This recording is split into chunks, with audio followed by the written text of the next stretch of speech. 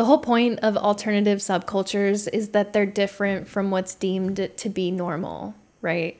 So what happens when things like emo, punk, goth become popular? Not a lot of people know this, but it actually creates a supermassive black hole that we all get sucked into and die.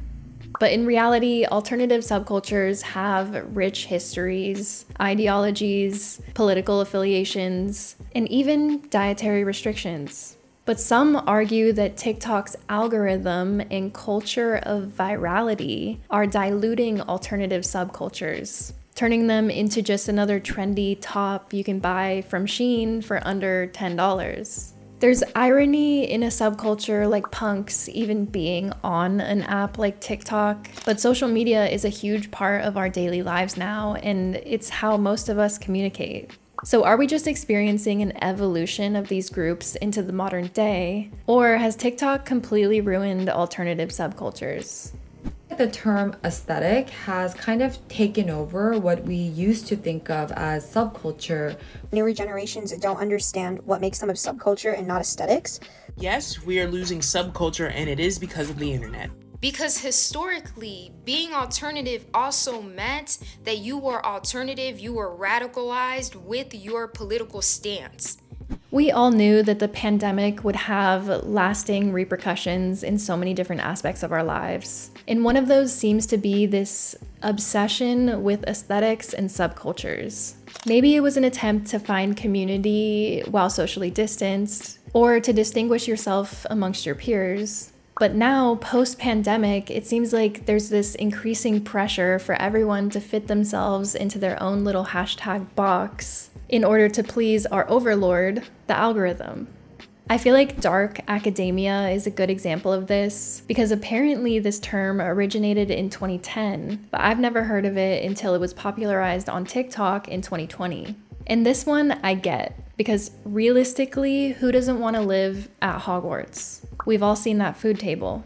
But taking control of how we look and assigning meaning to it is very appealing in our very unstable times. And it could also be an attempt at escaping from a reality you don't want to face. This is actually how most, if not all, alternative subcultures originated in times of socio-political hardship. However, some claim that the rise of alternative subcultures now is purely based on aesthetics online, and it's devoid of all real meaning in the real world that these subcultures were built on. When I think of an aesthetic within our contemporary cultural landscape, it makes me think of more like a costume or like role play. But now it's not taken seriously. It's seen as a costume. It's seen on Shein. Because people have reduced entire subcultures down to how your Instagram feed appears. This whole alternative subculture debate on TikTok is really interesting to watch play out, because when I was in middle school, and I know a lot of you will relate because I can see that a lot of my viewers are in the same age range as I am. When we were younger, outside of MySpace and Tumblr, you would be bullied for being emo. And it's funny seeing people talk about emo culture when at the time, I feel like we were all ashamed of it. And like the last thing you would do is call yourself emo, despite what you listened to or looked like. Now, emo style and goth makeup are trending hashtags on TikTok. And it's nice to see the younger people can embrace these cultures and seemingly not feel embarrassed about it. But has this embrace gone too far? Are alternative subcultures now only performed for an audience online? TikTok is on one hand a stage for our current culture, and on the other hand, it's a strange consumerist ecosystem of microtrends with an all-knowing, all-powerful, mysterious algorithm that's somehow tailored to every one of TikTok's 1 billion users. Back in February of this year, Statista reported that 41% of TikTok's user base are using TikTok Shop. This simple way to shop thrives on consumers' impulsivity and feeds into our overconsumption and fast fashion. If you're on TikTok, you likely know how bad TikTok Shop is, but we still get sucked in even knowing that. I get sucked in knowing that. Last month, I bought a pack of eyelashes from TikTok Shop on a whim because they were only a few dollars. And guess what I haven't worn at all? Those eyelashes. I don't even really wear false eyelashes. But the eyelashes I saw were apparently the best eyelashes that anyone's ever put on, and they were used to promote an alternative makeup look. I was being sold on this fantasy version of myself, the more alternative looking cell with big fake eyelashes. Who is really benefiting from this? It's not the people, it's not the culture, it's the marketers and the businessmen. It feels like TikTok's trend cycle has mass-produced and somehow neatly packaged all of these various alternative subcultures, whether it's goth, emo, punk, etc., and they're selling us a way of looking that might have nothing to do with our interests or our tastes. You can realistically get on TikTok Shop and buy everything you would need to be a clean girl. So can you buy punk? Buying into a trend might work for purely aesthetic subcultures like Y2K. Honestly, Y2K is perfect to be a part of the trend cycle because all you need to do is rhinestone your phone and you can live head empty. That's what we were doing at the time. But this is difficult now when we talk about alternative subcultures because this goes against their very existence. Most alternative subcultures were derived from the punk movement of the 1970s, and the original punk ethos was centered around things like anti-authoritarianism, anti-consumerism, anti-capitalist beliefs, and a DIY approach to making music and clothing. The goth subculture is a primarily music-based offshoot of the punk movement, so they share a lot of that anti-establishment beliefs, and they added in gender egalitarianism. Hardcore also came out of punk, and it brought in anti-violence, pro-environmentalist ethos, as well as typically left-wing anarchist or egalitarian political views. This is why you'll see many people online saying that you can't be any form of alternative if you have conservative beliefs. Every alternative scene, whether it be the trans scene, the queer scene, the drag scene, the scene, the metal scene, we're all formed as a rebellion against the mainstream. You're different from the masses. So also your views politically, human rights, environmentally would be different than how everyone else thinks. And I don't want to say that that's wrong because I do agree, but when emo came around, and emo came from hardcore, emo didn't seem to have any sort of political or ideological views. And this could just be my own experience because these things vary significantly where you're from. But emo music was generally self-centered in our own individual emotional experiences and didn't seem to have a lot of ties to the larger political climate like the past subcultures did. And that's what happens with subcultures in general. They evolve and they shift with time, sometimes building on themselves, sometimes completely shifting the narrative of what they once believed in. The original punk scene, for example, was incredibly self-destructive with the use of substances and alcohol. Then, in response to this, straight edge was born out of the hardcore scene, and it directly opposed that original punk destructiveness. And straight edge politics vary significantly from revolutionary to all the way to conservative. So what I'm getting at is that you can't necessarily put a blanket statement over the world of alternative subcultures because they are incredibly vast, and it kind of takes the whole culture element out of it.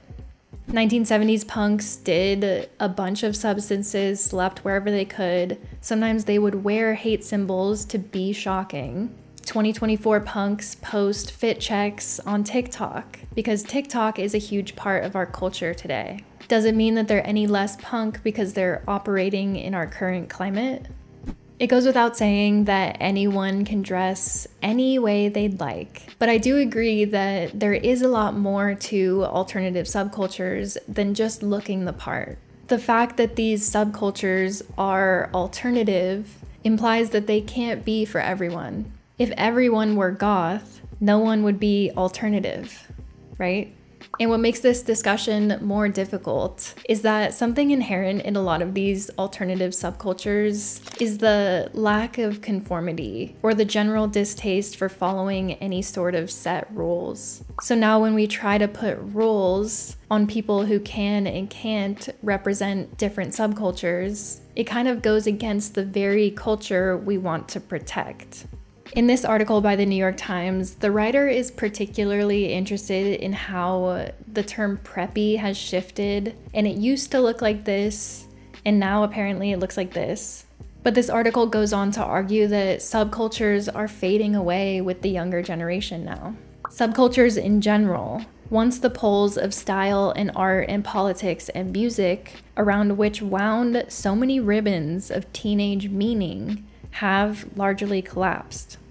The article goes on to argue that teenagers today are focused on a hyperactive landscape of aesthetics. These are primarily visual and take place mainly online, and they come and go with no real relationship to the real world. There's even an enormous wiki page that categorizes all of the different aesthetics that teenagers can try on and take off as they please. There are thousands of aesthetics on this page. Like, this took some real work to put together. But why do we feel the need to dissect culture in such a granular way? It feels obsessively hyper-aware. Vice wrote in 2022 that the instant accessibility of these trends and aesthetics is divorced from much of their original context, and that these have become empty signifiers. Which goes back to what we were talking about of the loss of some of those ideologies over time. And in response to this, there's been a lot of alternative subculture policing going on online. And really this applies to all alternative subcultures, but I see it particularly with the term goth. Anyone who posts anything related to goth style or goth makeup will inevitably be bombarded with comments saying that they're actually not goth. But this emphasis on authenticity is also nothing new in the alternative subculture landscape. There was this viral, now deleted video. I'm not going to show it. I don't want to put any more attention to it. But essentially, this one creator was saying that they want to petition to bring back poser checking. And while apparently this was targeted at bigger alternative creators that don't align with those ideologies we talked about before, most people took it as just an attack on anyone that's interested in any subculture. And this TikTok creator, Cassiette, made a response to that original video saying, "A big part of the punk culture is inclusivity. And aesthetics can be a way into politics. That's why fashion is often political.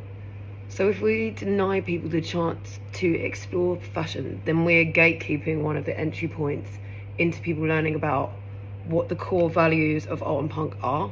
And also we're denying people the right to establish themselves as a person." So yeah, you may consider it cringe, but let me ask you this. Go back onto your first posts on social media and tell me that you haven't done this as well. We've all done it, we're all humans, and it's just a rite of passage. I think this is a great take and definitely something to keep in mind. Why are we so obsessed with like inter-policing when there are really more important things to focus on? ID wrote an article entitled "Fashion Has Reached Peak Trendcore and We're All Tired." And in it, the author writes, "What this actually speaks to is a fascinating amalgamation of aesthetics that is blurring the lines of set style guidelines and expectations, which shouldn't be taken too seriously. And while some folks might take offense at their precious subcultural symbols being co-opted by people outside of their cliques, most people truly don't care." Honestly, it's hard to argue with that. Style is constantly evolving, culture is ever evolving. Do these definitions truly matter? I think that it's all incredibly fascinating. That's why I've sat down and explained this to you all for so long. But a lot of this discussion, admittedly, is pretty chronically online behavior.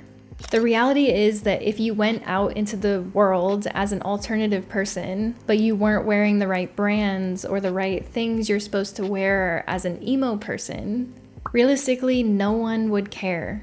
No one is going to judge you like how commenters on TikTok might. A takeaway from this video is that if you're interested in alternative subcultures, that's great. You can go and deep dive into the history and memorize every single band that might be relevant in your specific subculture. You can definitely do that, or you can just exist and listen to the music you want to listen to, dress the way you want to listen to, think the way you want to listen to, and just enjoy whatever you enjoy. We are all incredibly diverse people with diverse interests and tastes. And maybe all of this hyper-analysis or focus on aesthetics and trends just points to our need for individuality and to just express yourself how you please. There probably is no one-size-fits-all when it comes to really any subculture. But with that, I would love to know what you all think about how and if TikTok has really ruined alternative subcultures, or are we just living in a more modern day version of them? Let me know in the comments down below. But if you've made it to the end of this video, thank you so much. I really appreciate it. If you have, leave me this emoji in the comments so I know that you are a real one. Bye everyone.